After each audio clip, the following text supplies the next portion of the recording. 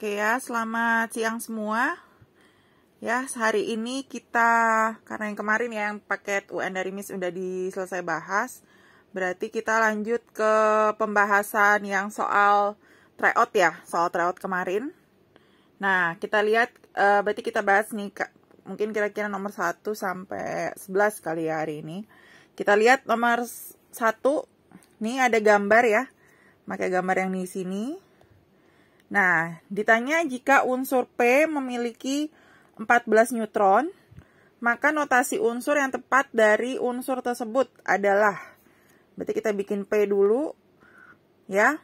Kita hitung dulu protonnya. Protonnya itu ya, atau elektron. Proton kan jumlah proton sama dengan elektron ya, karena dia atomnya netral. Tinggal dihitung aja dari sini, gambar yang ini.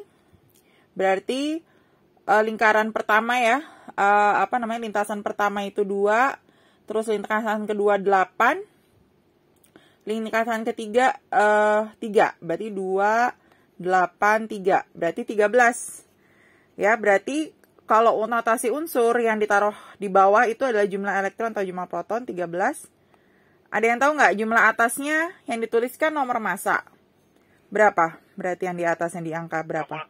27 ya, jadi bukan 14 yang ditulis, tapi untuk nomor massanya harus 13 ditambah 14. Berarti yang di atasnya tuh 27 ya, berarti jawabannya yang E.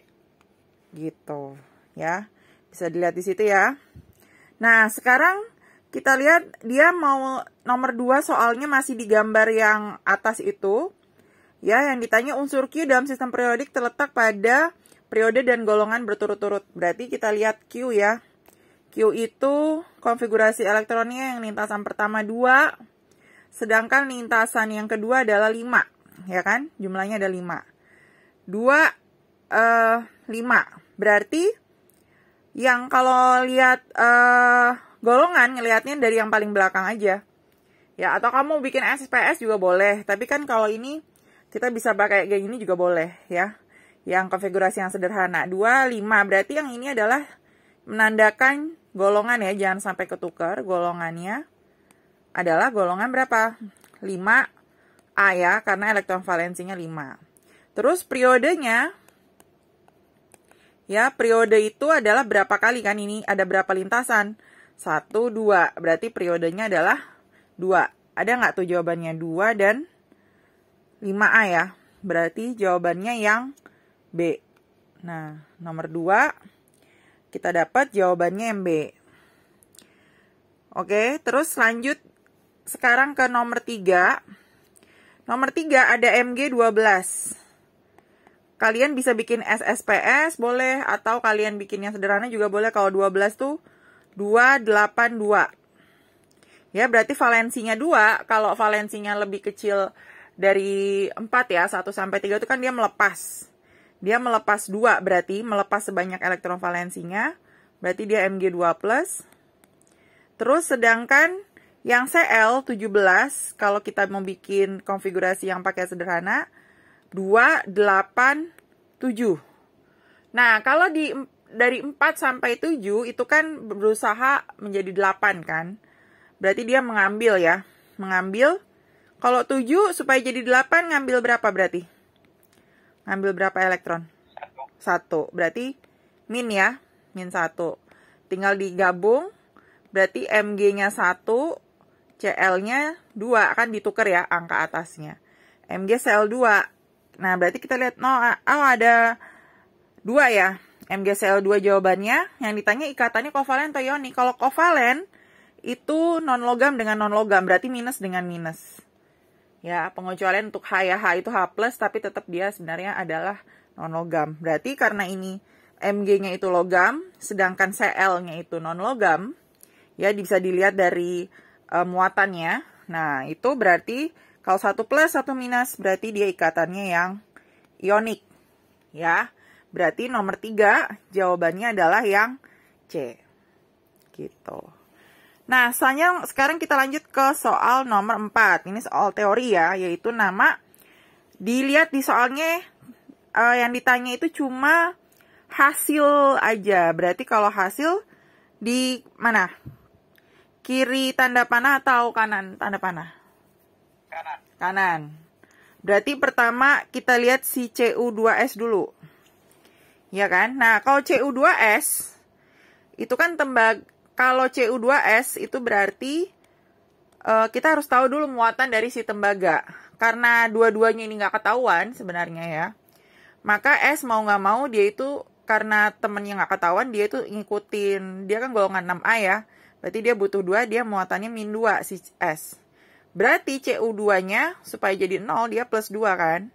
Cuma jangan lupa di sini ada 2, berarti 2 bagi 2. Dia muatan tembaganya sendiri sebenarnya adalah muatannya 1. Berarti Cu2S itu adalah tembaga 1 S-nya sendiri, bukan sulfat, bukan sulfit ya. Kalau sulfat ada O-nya. Berarti dia tembaga 1 sulfida. Ya, berarti udah langsung aja nggak usah cek yang lain, jawabannya pasti yang D. Kenapa bukan di tembaga sulfida? Kalau logam itu nggak boleh pakai D3 gitu ya untuk dianya, karena yang logam, kalau non logam semua, contohnya misalnya SO2 ya, itu baru boleh belerang dioksida. Berarti belerangnya cuma ada 1, mono jarang ditulis, kecuali yang ada mono itu nggak ditulis ya kalau di depan. Oksigennya itu ada 2, berarti karena dia dua-duanya non logam, berarti bisa ditulis D-nya gitu. Sedangkan kalau yang A itu salah karena di tembaga, nggak boleh, tembaga itu kan logam, nggak boleh pakai mono D3 gitu ya. Jadi nomor 4 jawabannya yang D. Gitu ya. Ini untuk soal nomor 1 sampai 4. Ada yang mau ditanya nggak? Nggak ada? Ya, kalau nggak ada berarti kita lanjut ke penjelasan nomor selanjutnya.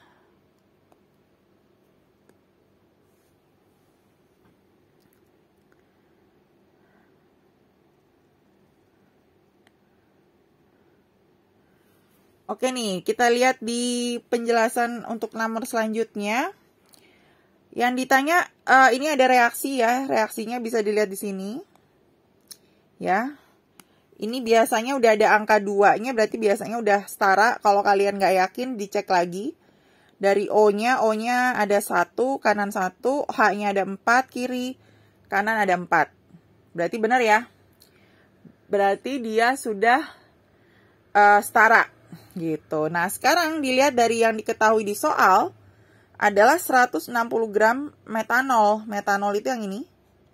Nah, untuk bisa menghitung volume gas hidrogennya, kita harus tahu mol hidrogennya dulu. Berarti kita cari dulu mol metanolnya dulu ya. Mol metanolnya itu berarti caranya adalah si massa bagi MR, ya kan? Massa dibagi MR. Nah, masanya itu 160, kita bagi 32. Berapa 160 bagi 32?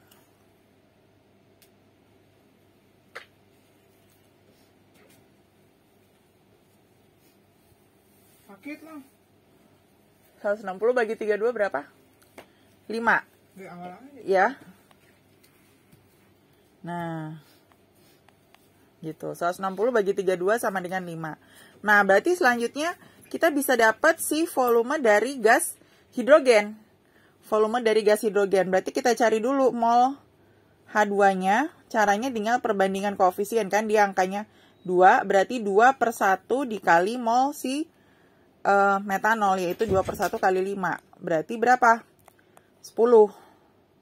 Ya kan? 10 mol. Nah, terus habis itu yang ditanyakan volume. Ini kan baru mol. Ya udah, berarti kalau volume rumusnya tinggal, kalau dalam keadaan STP, molnya dikali 22,4. Berarti 10 kali 22,4 sama dengan 224. Ya. Nah, kita tulis, berarti ini 224 liter. Ada kan jawabannya, yaitu yang E, 224 liter. Ya. Itu soal yang nomor 5. Nah, sampai di sini nomor 5 ada yang mau ditanya nggak? Kalau nggak ada soalnya Miss zoom dulu yang ini ya, yang nomor 6. Nah, kita lihat di sini. Soal yang nomor 6, untuk menetralkan 5,8 gram senyawa magnesium hidroksida dalam reaksi tersebut, maka diperlukan massa asam klorida sebanyak berapa? Nah, ini dilihat ya, belum ada angka depan-depannya, kita setarakan dulu. Ya, ini kan kayak Mg-nya 1. Ya, tapi di sini Cl-nya ada 2, di sini Cl-nya ada 1. Berarti kita kali 2 dulu. Nah, terus kita cek lagi mana yang harus berubah, yaitu H-nya 2 tambah 2, berarti 4. Di sini masih baru 2, berarti kita harus kali 2. Kayaknya udah setara ya, O-nya ada 2, ini juga O-nya ada 2. Nah, ini baru sudah setarain dulu. Nah, biasakan kalau ada soal yang ada persamaan reaksi, disetarakan dulu. Terus habis itu baru kita tanya, maka diperlukan massa asam klorida sebanyak berapa gram? Nah, yang sudah diketahui adalah magnesium hidroksida, ya kan? Dari sini kita cari dulu mol CmgOH2. Berarti kan dari 5,8 gram itu kita bagi dengan MR-nya.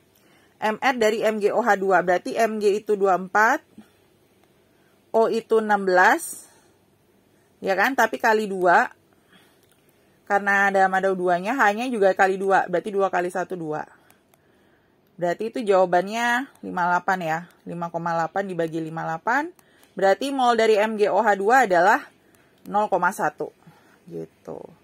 Nah, sekarang kita lanjut lagi ke yang H2O, ya kan? Ke yang mol si H2O, kita lihat. Sekarang yang nggak usah H2O ya, kita langsung tanya aja. Di sini kan ditanya massa asam klorida, berarti HCl-nya kita cari dulu molnya, mol HCl. Berarti tinggal perbandingannya. Sama kayak tadi, ini perbandingannya H-nya itu koefisiennya 2, yang diketahui 1, 2/1, dikali dengan molnya yaitu 0,1. Berarti 0,2 kan? Nah, 0,2 mol. Terus baru sekarang kita tanya, maka diperlukan massa asam klorida lagi sebanyak berapa gram. Nah, berarti baru sekarang kita cari massa HCl.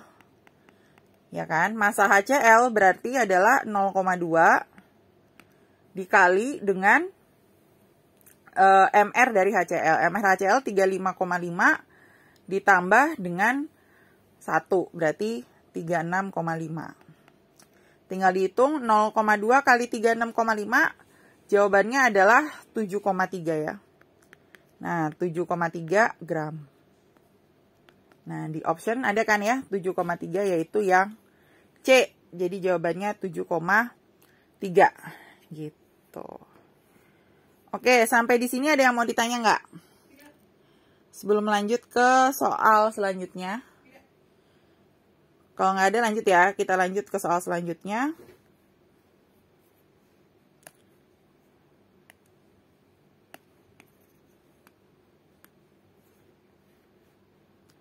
Nah, kita lihat di soal selanjutnya di sini. Ini teori. Di antara larutan tersebut, manakah yang merupakan asam kuat? Nah, dari sini kita lihat kalau asam itu ciri-cirinya. Untuk lakmus, itu dua-duanya harus kertas lakmus yang merah. Kan asam M, berarti merah. Kalau basa B, berarti dua-duanya lakmus itu, kalau biru tetap biru, kalau merah tetap jadi biru gitu ya, itu kalau basa. Sedangkan kalau ini tanya asam, berarti lakmusnya semuanya warnanya bakal merah. Jadi cari dulu yang merah dua-duanya. Ada sini, ada yang ini kan. Nomor 1 dan nomor 4, P dan S. Tapi yang ditanya asam kuat. Ciri-ciri asam kuat itu sama dengan elektrolit kuat ya. Jadi saat di lampu nyalanya terang dan elektrodanya banyak gelembung. Berarti jawabannya yang A. Gitu ya. Jadi nomor 7 jawabannya A. Ya, ini mengenai uji larutan. Ada yang mau ditanya nggak? Nggak ada ya. Ini kita langsung lanjut ke soal selanjutnya.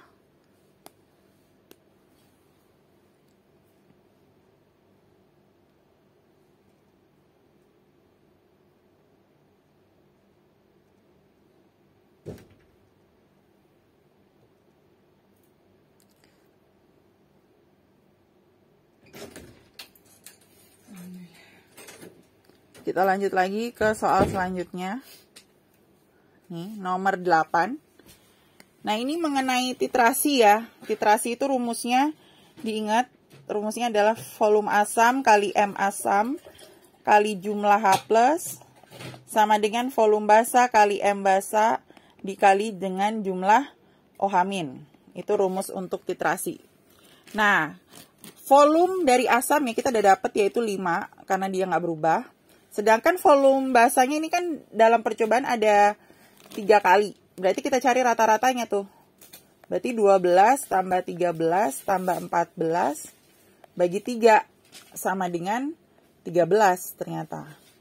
Ya, berarti volume basanya juga udah ketahuan. HCl, terus habis itu NaOH-nya, M-nya udah ketahuan, berarti basanya yaitu 0,1. Tinggal yang dicari adalah M dari si asam. Gitu, berarti kita tinggal masukin volume asamnya 5.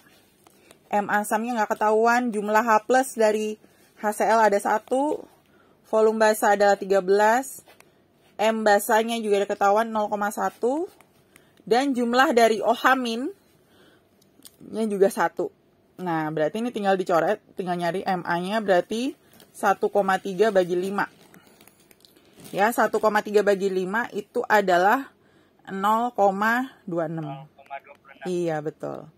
Berarti jawabannya yang B, 0,26. Ada ya jawabannya yang B.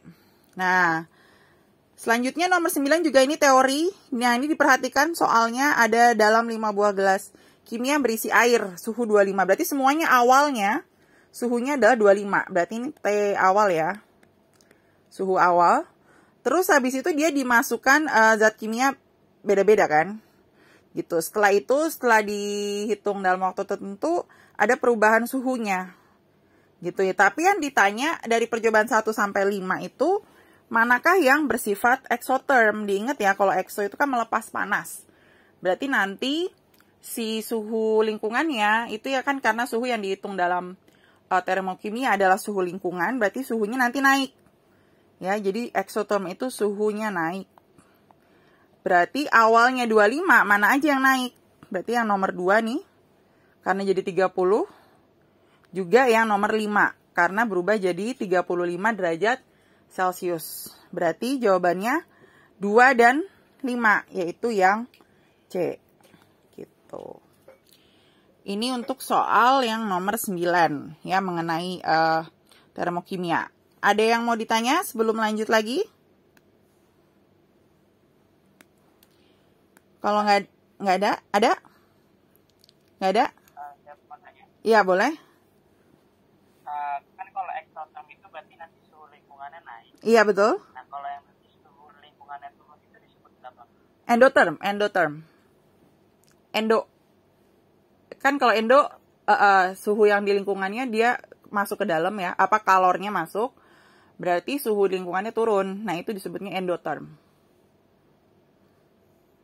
Ya. Oke, ada lagi yang mau ditanya? Kalau nggak ada, kita lanjut ya ke soal selanjutnya.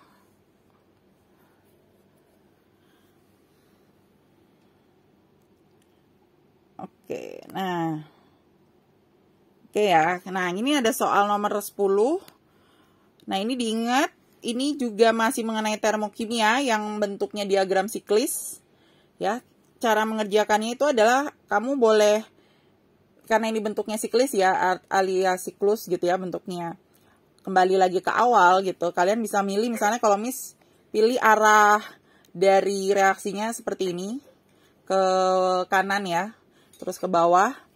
Berarti ini totalnya itu harus 0. Berarti ini totalnya itu ini kan delta H3. Berarti delta H1 itu kan ke kanan. Karena sesuai dengan arah yang Miss tulis, berarti positif. Tapi yang kedua, pas delta H3, ini kan arahnya justru tanda panahnya ke atas. Berarti itu min delta H3. Nah, baru lanjut lagi ke delta H2 kan. Cuma ke delta H2, arahnya juga kan kebalik dari yang Miss tentuin. Berarti kita tulis juga sama, min delta H2. Sama dengan 0. Karena dia kembali lagi ke awal. Kalau kalian mau tentuin arahnya kebalik juga nggak apa-apa. Yang penting konsepnya kalau arahnya kebalik dari yang kalian tentuin, tandanya jadi negatif gitu. Berarti kita masukin delta H1 berapa? Minus 790. Terus dikurang delta H3-nya nggak tahu yang ditanya ya. Min X. Terus delta H2-nya, karena dia min, delta H2 awalnya plus 593 jadinya, min 593 jadinya plus ya. Nah, ini berarti nanti X-nya dihitung sama dengan min 790 tambah 593. Yaitu 197 ya. Plus, minus ya, sorry. Min 197. Ada kan jawabannya yang B. Itu soal nomor 10. Nah, dari soal nomor 10 ada yang mau ditanya nggak? Nggak ada ya. Berarti kita lanjut lagi ke nomor 11. Ini juga kan waktu itu udah pernah dibahas pas kita lagi bahas yang review materi UN. Yang ditanya persamaan laju reaksi. Berarti kalau kita nyari P, ya, kalau kita mau mencari P, cari Q yang sama. Yaitu berarti nomor 2 dan nomor 3. Berarti kalau kita langsung aja buat nyari yang X, berarti 0,2 per 0,4 pangkat X, sama dengan langsung ke bagian laju. Karena laju berarti nggak usah dibalik ya. Langsung berarti 12 per 24. Ini ambilnya itu nomor 2 dan 3. Nah, berarti ini setengah pangkat X sama dengan setengah. Berarti X-nya order untuk si P adalah 1. Nah, untuk order si Q berarti kita cari dua angka yang, dua percobaan yang si P-nya yang sama, yaitu nomor 1 dan nomor 2. Sama kayak tadi, berarti sekarang nyari yang Y ya. Berarti 0,2 per 0,4. Ini ambilnya kan nomor 1 sama nomor 2, 0,2 dan 0,4 pangkat Y sama dengan lajur ya. Lajunya adalah 6 per 12. Berarti setengah pangkat Y sama dengan setengah. Berarti Y-nya sama dengan 1. Ya, untuk Q2 ini bukan Q tapi harus, nah ada tulisan Q2. Berarti berdasarkan data di atas persamaan laju reaksinya adalah V sama dengan K, P pangkat 1, Q-nya atau Q2-nya pangkat 1 juga. Berarti jawabannya yang C. Gitu. Nah, ini untuk mencari order ya. Waktu itu perasaan pernah dibahas juga. Oke, ada yang mau ditanya sebelum lanjut? Sebelum Miss akhiri? Nggak ada? Oke, hari ini sampai di sini dulu ya. Nanti seperti biasa ntar ada videonya di YouTube. Nanti Miss ya info di grup seperti biasa. Sampai di sini dulu. Selamat siang semua.